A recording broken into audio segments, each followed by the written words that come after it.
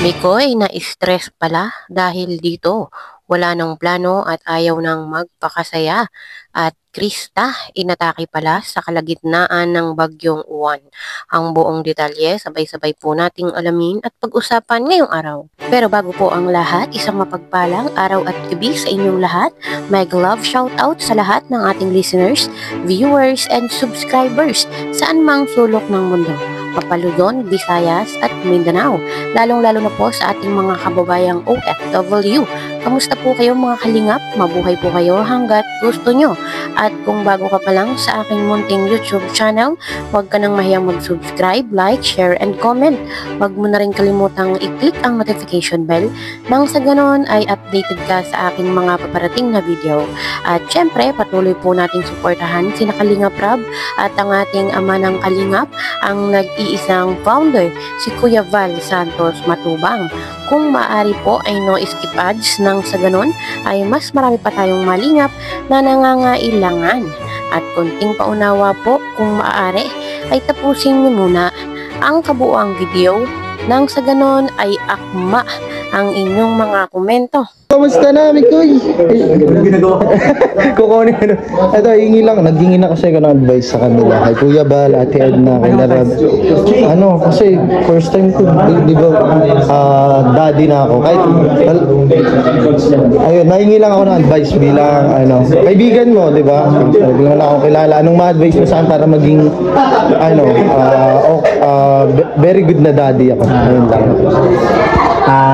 Siguro coach, yun, since daddy ka na, malaking switching niya sa sa magiging sa buhay mo, di ba? Lalo na sa time. So dapat may manage mo, lalo na nandito ka sa Kalingap, di ba? Siguro bawasan na lang din yung mga paglalabas, di ba? Kasi minsan yung lumalabas, hindi mo maiwasan yan. And yun, mahalin mo lang yung family mo. Parang tawag dito, yung pagmamahal naman, mas mahal mo pa sa sarili mo. Yan. Kasi dati ikaw yung ikaw yung pundasyon ng tahanan. Nakita ko naman kasi vlog na lang mo si Mami. Yes, si Mami. Kasi pinakasalan niyo di ba? Kaya yun, be a good dad, maging responsable ka. Tapos yun, lalo na na nga yung anak mo, babae lalaki. Di ba?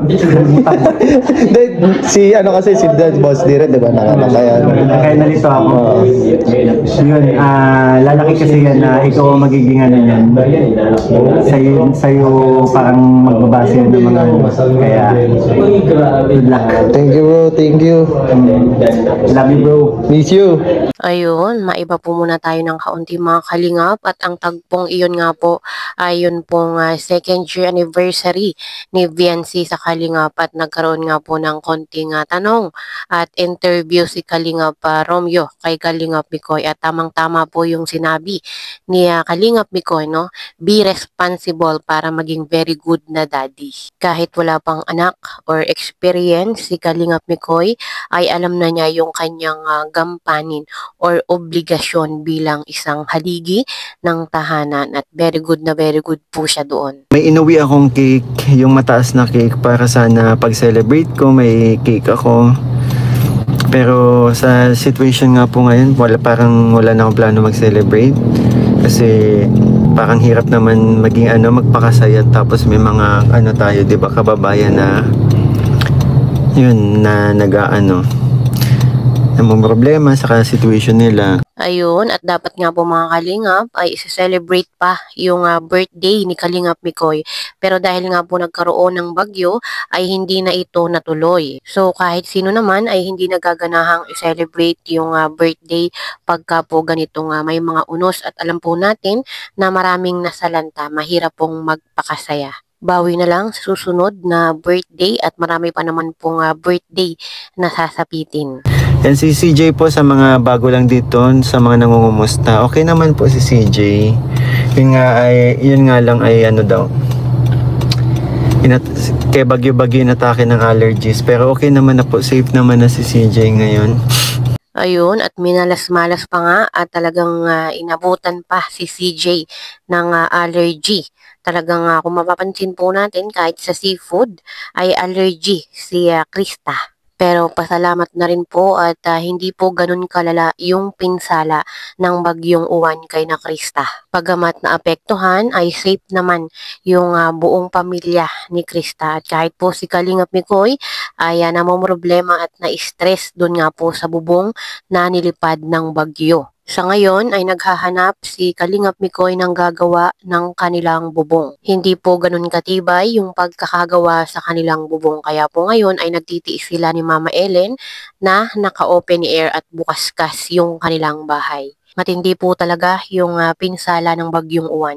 Hindi lang din naman po sa Bicol ang talagang matindi ang pinsala. Kahit po sa Catanduanes ay talagang matindi yung sinapit ng mga taga doon.